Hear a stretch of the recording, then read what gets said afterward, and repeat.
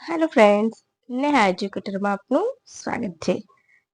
આજે હું તમારા માટે લઈને આવી છું 13 માર્ચ 2025ના મહત્વના કરંટ અફેર્સ, જે તમારી આવનારી પરીક્ષામાં તમને ખૂબ ઉપયોગી થશે અને તમને 1 માર્ક અપાવવામાં મદદરૂપ થશે. તો ચાલો બિલકુલ પણ ટાઈમ બગાડ્યા વગર શરૂ કરી દઈશું. પરંતુ એ પહેલા એક રિક્વેસ્ટ કે વિડીયોને શરૂઆતથી લઈને અંત સુધી જરૂરથી જોજો, તમને મજા આવશે, રાઈટ? તો ચાલો શરૂ કરીશું. આ વર્ષે વર્લ્ડ કિડની ડે ક્યારે ઉજવવામાં આવે છે? 13 માર્ચ, 12 માર્ચ, 25 એપ્રિલ કે 24 માર્ચ? બોલો.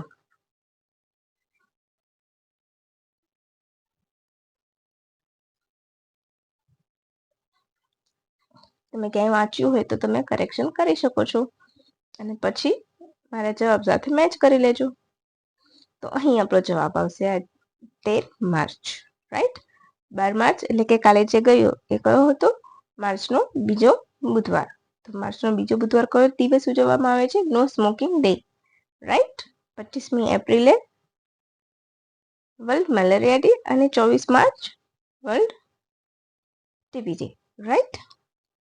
તો ચાલો હવે આગળ વધીશું. 13 માર્ચ એટલે 13 માર્ચે નથી ઉજવાતો, દર વર્ષે ઉજવાય છે માર્ચનો બીજો ગુરુવાર, ત્યારે વર્લ્ડ કિડની ડે ઉજવાય છે.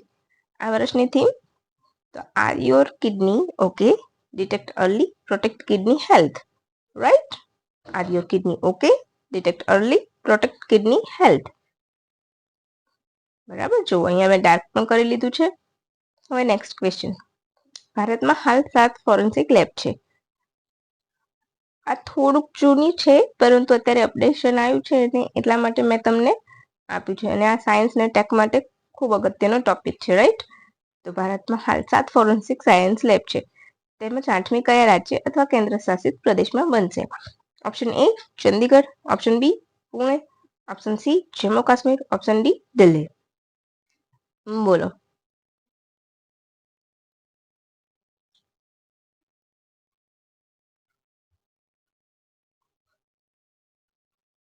તો અહીં આપણો જવાબ આવશે ઓપ્શન સી જમ્મુ અને Kashmir. National forensic infrastructure enhancement scheme હેઠળ એને મંજૂરી મળી છે. National forensic infrastructure enhancement scheme હેઠળ મંજૂરી મળેલી છે. લગભગ બધા થઈને 860 કરોડનું બજેટ ફાળવ્યું છે એના માટે, રાઈટ? હાલમાં ક્યાં ક્યાં છે? તો ચંદીગઢ, કામરૂપ એટલે કે આસામ, કોલકાતા, ભોપાલ એટલે મધ્યપ્રદેશ, પુણે એટલે મહારાષ્ટ્ર, હૈદરાબાદ એટલે તેલંગાણા અને દિલ્હીમાં છે, રાઈટ? દેશમાં મોટાભાગના ક્ષેત્રમાં નેશનલ ફોરેન્સિક સાયન્સ યુનિવર્સિટી સ્થાપવામાં આવી છે અને મુખ્ય મથક આપણું ગુજરાતના ગાંધીનગરમાં છે. એના નવા પરિસર ગોવા, અગરતાલા, ધારવાડ એટલે કર્ણાટક, ભોપાલ અને ગૌહાટીમાં છે. પછી એનએસએફયુએ પુણે અને ઇમ્ફાલમાં પ્રશિક્ષણ કેન્દ્ર પણ શરૂ કર્યા છે. બરાબર છે? સમજાઈ ગયું ફ્રેન્ડ્સ? તમને સમજાય છે હું જે કહું છું? એનએસએફયુએ એના પ્રશિક્ષણ કેન્દ્ર કયા 2 રાજ્યમાં કર્યા? રાજ્ય નહીં પણ કયા 2 શહેરોમાં કર્યા છે? તો પુણે અને ઇમ્ફાલ ખાતે, રાઈટ? પુણે એટલે મહારાષ્ટ્ર અને ઇમ્ફાલ એટલે ક્યાં આવેલું છે એ તમારે મને કહેવાનું છે. બરાબર છે? બહુ અગત્યનો ટોપિક છે અને મિસ ના કરતા, રાઈટ? 8મું તમને પૂછે અથવા તો તમને જો એમ પૂછી લે કે નીચેનામાંથી ક્યાં નથી, એમાંથી તમને અલગ અલગ ઓપ્શનમાં આપી દે તો તમે કન્ફ્યુઝ થઈ જશો. બરાબર? વિધાન વાક્યનો જે ટ્રેન્ડ ચાલે છે એમાં તમને તો તમને એમ પણ પૂછી લે કે એના પરિસરો ક્યાં આવેલા છે? ગોવામાં છે, અગરતાલા, ધારવાડ, ભોપાલ ને ગુવાહાટીમાં છે. આ વિધાનની સતત ત્યાં તપાસો, રાઈટ? ત્યારે તમે કન્ફ્યુઝ ના થાવ એટલા માટે. સમજાઈ ગયું ફ્રેન્ડ્સ? હવે નેક્સ્ટ આગળ વધી જઈશું. વર્લ્ડ રેન્કિંગમાં રોહિત શર્મા અને શુભમન ગિલ કયા સ્થાને છે? ઓપ્શન એ ત્રીજા અને પહેલા, ઓપ્શન બી ત્રીજા અને પાંચમા, ઓપ્શન સી ત્રીજા અને બીજા કે એક પણ નહીં? બોલો. તો અહીં આપણો જવાબ આવશે ઓપ્શન એ ત્રીજા અને પહેલા સ્થાને. રોહિત શર્મા ત્રીજા સ્થાને છે, શુભમન ગિલ પ્રથમ સ્થાને છે અને વિરાટ કોહલી 5મા સ્થાને છે, રાઈટ? હવે હાલમાં જ કેમ? તો હાલમાં જ આ રેન્કિંગ કર્યું, ચેમ્પિયન્સ ટ્રોફી આપણે જીતી ગયા, બરાબર છે? 2025ની ચેમ્પિયન્સ ટ્રોફી જીતી ગયા એ પછી એ રેન્કિંગનું છે. ફાઇનલ મેચ ક્યાં રમાઈ હતી? યુએઈમાં. ઇનફેક્ટ ભારતની બધી જ મેચ ક્યાં રમાઈ હતી? યુએઈમાં રમાઈ હતી. અને એનું યજમાન કોણ હતું? કયો દેશ હતો? તો પાકિસ્તાન એનો યજમાન હતો. સમજાય છે ફ્રેન્ડ્સ? આનો યજમાન દેશ કોણ હતો ચેમ્પિયન્સ ટ્રોફીનો? તો પાકિસ્તાન. ભારતની મેચ બધી યુએઈમાં રમાઈ હતી. ક્લિયર? એ યાદ રાખજો. આ વખતે શું હતું? તો પ્રથમ વખત અફઘાનિસ્તાન રમ્યું હતું ને શ્રીલંકા ક્વોલિફાય નહોતું કર્યું. રાઈટ? એ યાદ રાખજો. કયું સંસ્કરણ છે? 9મું. ભારતનું આ 9મા સંસ્કરણમાંથી આ ત્રીજું ટાઇટલ છે. 9માંથી 3 વખત ભારત જીત્યું છે. બરાબર? 2002માં સૌરવ ગાંગુલીની કેપ્ટનશીપ હેઠળ, 2013માં ધોનીની, અને અત્યારે રોહિત શર્મા. રોહિત શર્માએ અત્યારે મોસ્ટલી બધા ફોર્મેટમાં વર્લ્ડ કપ લઈને આવ્યા છે. રાઈટ? એ સિવાય ભારતે one day cup 1983માં Kapil Dev, 2011માં MS Dhoni, T20 ફોર્મેટમાં MS ધોની હેઠળ અને રોહિત શર્મા હેઠળ જીતી ગયા છે. રાઈટ? તો કેટલું અગત્યનું છે ને ફ્રેન્ડ? સમજાય છે ને? આપણું રમત ગમતનો જે પાર્ટ આવવાનો છે એમાંથી આ એક મહત્વનો છે. અને તમે ખોખો વિશે તૈયાર કરજો, કારણ કે ખોખો પ્રથમ વખત વિશ્વ કપ અહીંયા રમાયો હતો ને એ પણ ભારતમાં દિલ્હીમાં રમાયો હતો. રાઈટ? એટલે એ ખૂબ અગત્યનો પ્રશ્ન છે. જે લોકો બેલીફની તૈયારી કરે છે એ લોકોએ ખાસ કરવું એના વિશે. વન ડે રેન્કિંગમાં બરાબર છે, મેં તમને અહીંયા ડાર્ક કરીને આન્સર પણ આપેલો છે. હવે next, grand master of the order of the star and key of the Indian Ocean પુરસ્કાર આપણા ભારતના વડાપ્રધાનને કયા દેશ દ્વારા આપવામાં આવ્યું છે સન્માન? Option A Sri Lanka, option B Barbados, option C Nepal, option C Mauritius. તો તમને સૌને ખબર છે કે મોરેશિયસ દિવસની મુલાકાતે ભારતના વડાપ્રધાન છે મુખ્ય અતિથિ, એટલે ત્યાં એમને આ સન્માન આપવામાં આવ્યું છે. એટલે આપણો જવાબ આવશે ઓપ્શન ડી. હું તમને વધારે નહીં ફેરવું, કારણ કે અત્યારે હાલ એ છે. એ સિવાય બાર્બાડોસનું પણ મળેલું છે. બરાબર? આ એમનું સતત 21મું સન્માન છે. રાઈટ? 22મું સન્માન છે. એક મિનિટ ફ્રેન્ડ્સ, મને એમાં થોડોક ડાઉટ છે, હું એ તમને ક્લિયર કરીને કહી દઈશ. ચલો.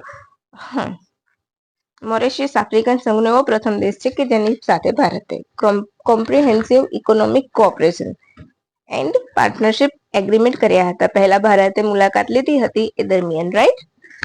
તમને ખબર છે હમણાં જન ઔષધિ દિવસ ગયો છે, તો એ જન ઔષધિ દિવસની જે પહેલ છે એમાં જોડાનાર ભારત પ્રથમ દેશ છે. ભારતની સાથે જોડાનાર મોરેશિયસ પ્રથમ દેશ છે. બરાબર? પછી પાછલી મુલાકાતમાં એમણે અગાલોગત ટાપુનું પર નવી જેટીનું ઉદ્ઘાટન કર્યું હતું. તો તમને એવું નહીં પૂછે, પણ ક્યારેક એક વન લાઇનર પૂછે કે અગાટેલેગા ટાપુ ક્યાં આવેલો છે, તો તમે ત્યારે કન્ફ્યુઝ થશો, કારણ કે આ માહિતી જૂની છે પરંતુ કરંટને રિલેટેડ છે. કેમ?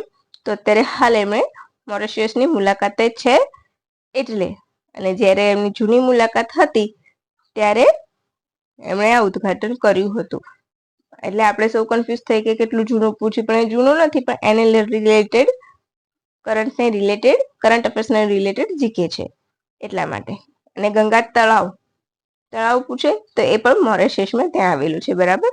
અને સાગર પરિયોજના વિશેની પણ વાત કરી હતી. રાઈટ? એનું આપણે ફૂલ જોઈ લઈશું.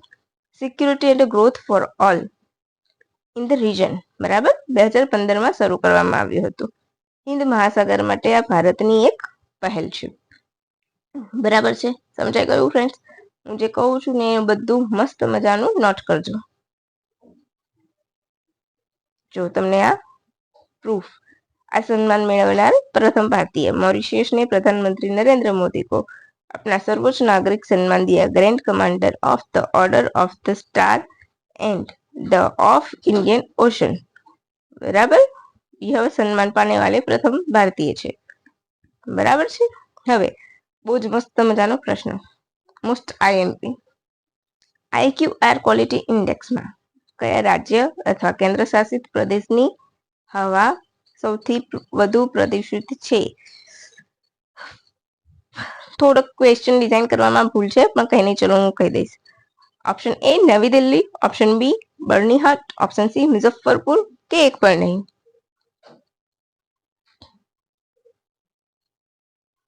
તો ચલો આપણે જોઈશું. આમાં જવાબ આવશે નવી દિલ્હી. અહીંયા મારે લખવાનું હતું કે કેપિટલ લખવાનું હતું, કયા દેશની કેપિટલ. બરાબર છે? તો ઓપ્શન એ નવી દિલ્હી. ચલો IQ એર ની 2024 ગુણવત્તા રિપોર્ટ મુજબ ભારત સૌથી પ્રદૂષિત શહેરોમાં દેશમાં 5મા ક્રમે છે, બરાબર. અત્યારે 2 સ્થાન આપણે નીચે ઉતર્યા છે. પહેલા 3જા ક્રમે હતું, જેમાં સુધાર થયો છે ને નીચે આવ્યા છીએ આપણે, બરાબર. તો દેશમાં પૂછે ભારત, તો દેશમાં 5મા ક્રમે છે, બરાબર. હવે હું તમને સમજાવું છું. પ્રદૂષિત દેશો કયા છે? તો ચાડ, બાંગ્લાદેશ, પાકિસ્તાન, કોંગો, ભારત. પ્રથમ 5 યાદ રાખજો friends. Chad, Bangladesh, Pakistan, Congo. Chad, Bangladesh, Pakistan, Congo. એ 4 દેશ સૌથી વધુ પ્રદૂષિત છે, બરાબર. એની હવા ફક્ત 7 દેશ એવા છે કે જેણે WHO ના PM વેલ્યુને પૂરું કર્યું. એટલે પર્ટિક્યુલર મેટર, જે હવામાં રજકણો હોય છે નાના નાના, એના માટેની વાત થાય છે. એ 2.5 થી ઓછા હોવા જોઈએ. તો એ 2.5 ના જે પેરામીટર મૂક્યું છે એને WHO એને પાર કરવામાં ખાલી કોણ? Australia, Bahamas, Barbados, Estonia, Grenada, island અને ન્યુઝીલેન્ડ એ માપદંડ પૂરા કરવામાં ખરું ઉતર્યું છે. તમને ખબર છે ભારતમાં 10 ગણું વધુ પ્રદૂષણ છે PM વેલ્યુથી, બરાબર. જેના લીધે આયુષ્ય કેટલું ઘટી રહ્યું છે? 5.2% ઘટી રહ્યું છે. શિકાગો વિશ્વવિદ્યાલય દ્વારા આ એર ક્વોલિટી ઇન્ડેક્સ બહાર પાડવામાં આવે છે. સમજાય છે? હવે મેં તમને કહ્યું હતું ને કે ક્વેશ્ચન ડિઝાઇન કરવામાં ભૂલ થઈ છે. તો જો અહીંયા લખ્યું છે, નવી દિલ્હી વિશ્વની સૌથી વધુ પ્રદૂષિત રાજધાની છે અને બર્નીહાટ મેઘાલયનું સૌથી વધુ પ્રદૂષિત મેટ્રોપોલિટન સિટી છે. દુનિયાના 20 પ્રદૂષિત શહેરોની યાદીમાં તો 13 ભારતના શહેરો આ લિસ્ટમાં છે. એટલે તમે સમજી શકો છો કે ભારતમાં કેટલું બધું પ્રદૂષણ છે હવાનું, રાઈટ. હવાના પ્રદૂષણની વાત થાય છે. હવે ફરીથી યાદ રાખજો, સૌથી વધુ પ્રદૂષિત દેશમાં ભારત 5મા ક્રમે છે. તો પહેલું કોણ છે? Chad, Bangladesh, Pakistan, Congo. પ્રથમ 4 યાદ રાખજો, ક્રમ પૂછશે તમને. પછી એમ પણ પૂછી લે ક્વેશ્ચન ઊંધો કરીને કે કોણે WHO જે PM ટ્રુ પર્ટિક્યુલર મેટરને 2.5 નું જે આપ્યું છે એને પાર માપદંડ પૂરું કરવામાં કયા દેશો સક્ષમ છે, પાર ઉતર્યા છે? તો Australia, Bahamas, Estonia, Grenada, island અને ન્યુઝીલેન્ડ, બરાબર. યાદ રાખજો. કોણ બહાર પાડે છે? શિકાગો વિશ્વવિદ્યાલય. સૌથી પ્રદૂષિત રાજધાની નવી દિલ્હી, અને શહેર પૂછે તો બન્ની ઘાટી, રાઈટ. બન્નીહાટ, રાઈટ. 13 શહેરો આ લિસ્ટમાં છે. તો બસ ફ્રેન્ડ્સ, આ માહિતીને તમે 7 સ્ટાર કરજો. આ તમારી આવનારી પરીક્ષામાં કોઈ પણ એક પરીક્ષામાં આવે નહીં ને તો કહેજો. અને આ ડેટા મેં PIB માંથી લીધેલો છે. હવે થોડાક ઇમ્પોર્ટન્ટ પોઈન્ટ જોઈ લઈશું. સિપ્રી મુજબ યુક્રેન બાદ ભારત વિશ્વનો સૌથી મોટો હથિયાર આયાત કરતો દેશ છે. સિપ્રીનું પૂરું નામ જોઈ લઈશું. Stockholm International Peace Research Institute આ રિપોર્ટ બહાર પાડે છે, બરાબર. પૂરું નામ Stockholm International Peace Research Institute. મુખ્ય મથક સ્ટોકહોમમાં, 1966માં સ્થાપના. 3 પોઈન્ટ યાદ રાખજો, બરાબર. ભારત, યુએ, ફ્રાન્સ, રશિયા અને USA પાસેથી સૌથી વધુ હથિયારોમાં આયાત કરે છે, એ પણ યાદ રાખજો. રશિયા, ફ્રાન્સ અને USA ક્રમ એમાં આવશે, બરાબર. હાલમાં નેપાળમાં જે હિન્દુ રાષ્ટ્રનો દરજ્જો હતો એ હટી ગયો હતો. ક્યારે? 2015માં, બરાબર. અને બિન સાંપ્રદાયિક રાષ્ટ્ર જાહેર કર્યું હતું અને ડેમોક્રેસી લાગુ થઈ હતી ત્યાં, રાઈટ. પરંતુ ત્યારબાદ અત્યારે હાલ ત્યાંની રાજકીય પરિસ્થિતિ જે છે દેશની એ ડામાડોળ છે અને કમ કી સેવ ધ નેશન અભિયાન ચાલુ થયું છે. એટલે કે એ લોકો રાજાશાહી પાછી લાવવા માંગે છે. રાષ્ટ્રીય પ્રજાતંત્ર પાર્ટી દ્વારા આ શરૂ કરવામાં આવ્યું છે. તો ત્યાંના રાજા કોણ હતા? તો જ્ઞાનેન્દ્ર સિંહ હતા, રાઈટ. ત્રિભુવન ઇન્ટરનેશનલ એરપોર્ટ ક્યાં આવેલું છે? નેપાળમાં.